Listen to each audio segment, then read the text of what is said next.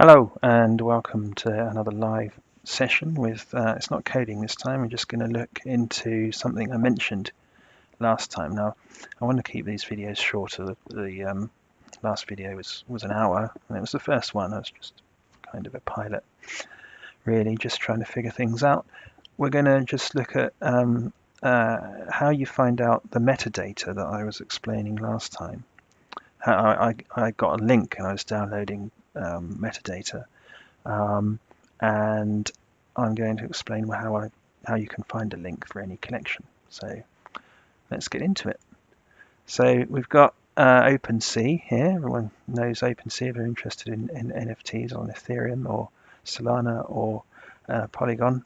I'm just going to click the one that's on here. It looks quite awesome actually, doesn't it? So let's see, let's dig in a bit more and find out about this. So we've got, actually, I'm a coder, and then, like most coders, I like the dark theme, or night mode. I'm going to get it up there in a minute. There we are. That's a lot easier on the eye. When you're a coder, you have to do things that are easy on the eye because you're staring at the screen all day. This is an interesting looking collection. So we've got this token here, 4096. We can see the traits and so on. We go down to the details, and here's the contract address. Now I'm going to hold Control and click this, so it opens in a new tab. There we go. Just close that one, and it opens up that token on Etherscan. And again, let's save our eyes and turn to night mode on here. So there's lots and lots and lots and lots and lots of information on here. So this is the contract address. That's the contract address of on-chain, and that's how you'd find this. You can search on the home page with that and find this again. We've got the contract tab there. That's where the code is, and that's where you can interact and mint directly with the contract as well. I've got this new tool for highlighting stuff, so let's give it a go. There you go. That's the contract there. So that is actually where you find anything about the contract, anything about the values that are saved inside the contract, including the metadata URL. So let's go there. Click on that. And you start looking at the code for the contract. But if you go over to the read contract, it's separated into two. So functions that are available for reading and then for writing. And writing, those ones cost gas, but the read ones don't. So you don't have to connect your wallet or anything. Now, every contract is different. It's different code, but a lot of them reuse the same code. A lot of them obviously use ERC721. If you've heard of that, that's the kind of main NFT contract or variations of that. And so they have a lot of similarities. You can see the total supply here. It's 10,000. Which is there, and then you've got a symbol. That's how that's the YOLO, and the token URI, unique. Start again. Universal resource identifier. So it just means it's the way of finding something unique in the whole world. We've got the token ID as an argument here. Let me just put the first token in, although we were looking at 4096, so why not?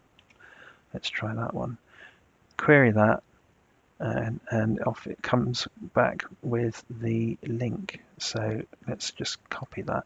Now it's an IPFS link, right? So it's not an HTTP link. So if I paste it into here, it's not going to work, unless I've got my browser set up, which I don't. But you can change this. There,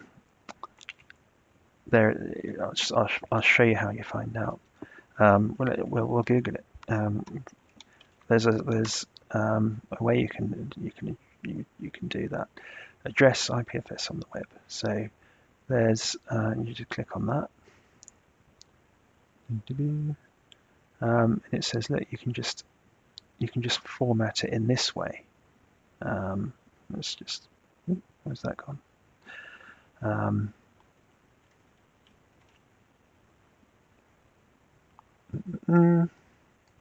That's not right, is it? Let's try that again. So yeah, this is a new tool I'm trying with the videos, which is zooming around and highlighting things, and it's I'm still getting used to it. But there we go. That's what I want to do. So the CID we've already got as part of the link that we saw, but it's really this bit that we're interested in here. So I'll copy that. Now I've copied that, right? And if I paste it in there, obviously I want to paste in the other link that I copied, but I've already copied that. So how do I do that? If you're on Windows, you should enable this. There's a Windows V key that shows you the clipboard. There you go. So I can choose lots of things that I've pasted over the course of a session. So that's the part that didn't work there. So I'll take that out. And there we go. And you can just keep a bookmark or write that down somewhere. You can just then append anything you want to the end. There are extensions as well, browser extensions and so on, which can help you in the Brave browser, and I know there's one. I mean, just paste them and it just works. But there we are. That's the metadata for that particular token. See if I can zoom in this time. No, it's zooming weirdly. So let's do it differently. Let's just make it a little bit bigger this way. That's better anyway. It's live. So we've got the traits, which you saw in OpenSea, and then you've got various other bits and the description, the name of it that you saw in OpenSea, and this, the image. So we'll copy the end bit off there, get it right. Copy that and paste it on the end there, and then you can see the image. And that's the full image, the big image. It's quite big. It's quite a nice big one, this one. And that's how I downloaded and wrote the script to get the entire metadata for the collection, because we take the first part, we write a little script to go from 1 to 10,000 or 0 to 999, depending on how they've done it. And we can form every single URI or URL for each image or each piece of metadata, and then systematically, automatically download them all. That's it. So that's all I wanted to show you, how to find your way a little bit around Etherscan, how to get those links, and how to make them work, and have a little dig around. So find your favorite collection, and have a little play. So next time I'm going to probably look at coding again.